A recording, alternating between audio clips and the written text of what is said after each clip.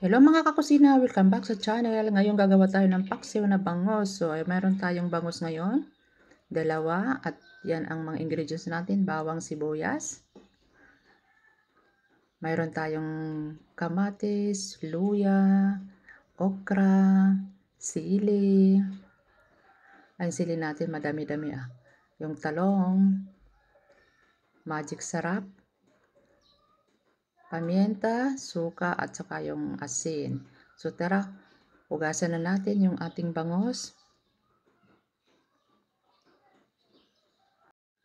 Ang bangos, isang simpleng ulam na siguradong paborito ng buong pamilya. Kaya simulan na natin hugasan ang ating bangos. Kaliskisan muna natin.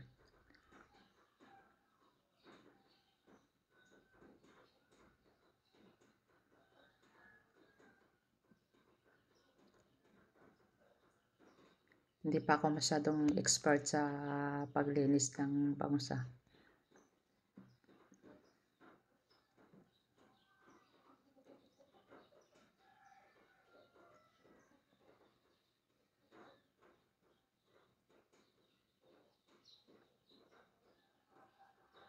Hiwain na natin ng 4 na slice.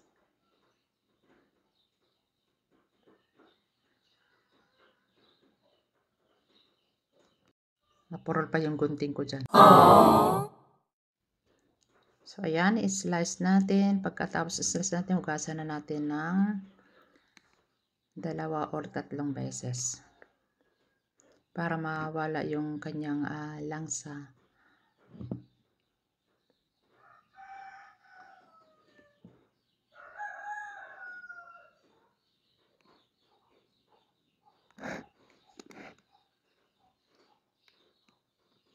Hiniwalay ko yung pagkain ng aso namin kasi isang araw na hindi kumakain, kawawa naman. Yun ay gagayatin na natin yung ating mga sangkap kagaya ng bawang.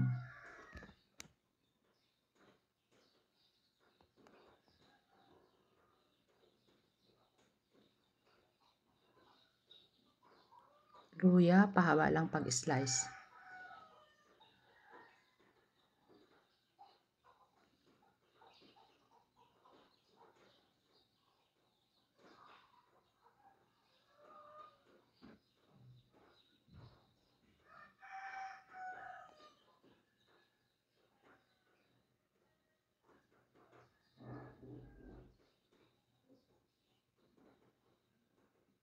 Kamatis.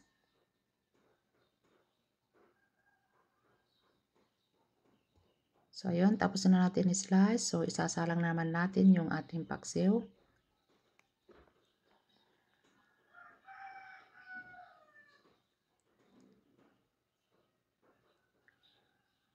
Lagyan natin ng asin.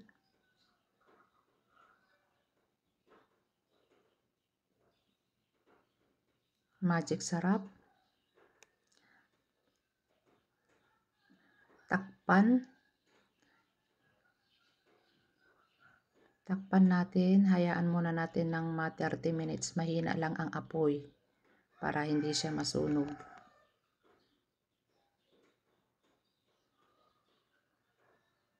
Yan. So, habang inaantay natin yung ating paksiw, lulutuin ko naman yung pagkain ng aming aso. Yung mga hasang, mga tinain niya. So, habang niluluto natin, tikman natin yung ating paksiw. May kaunting tubig pa. Wow! Pipigain na natin ng kalamansi para maging mabango yung paksiw natin. Maglagay tayo ng kaunting kalamansi. Squeeze natin.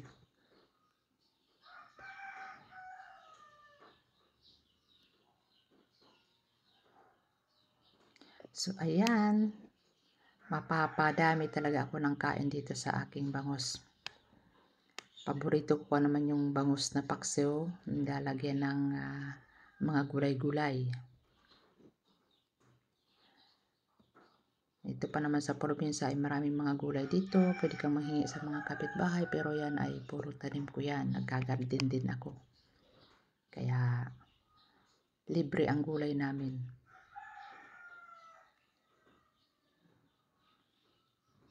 Hinalo-halo ko pa. Tinitignan ko kung maraming sabaw. Ayan mga kakusina, tapos na ang ating paksiw na bangus. Simple, mura at super sarap. Kaya kung nagustuhan niyo ang video, don't forget to like, comment, and subscribe para sa mas marami pang lutong bahay recipe.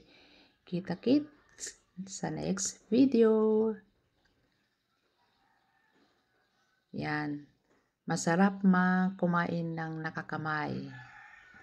Feel na feel kong kumain.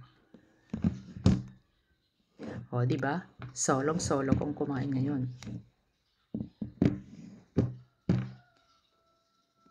Thank you very much for your watching. Sana nagustuhan nyo ang aking video.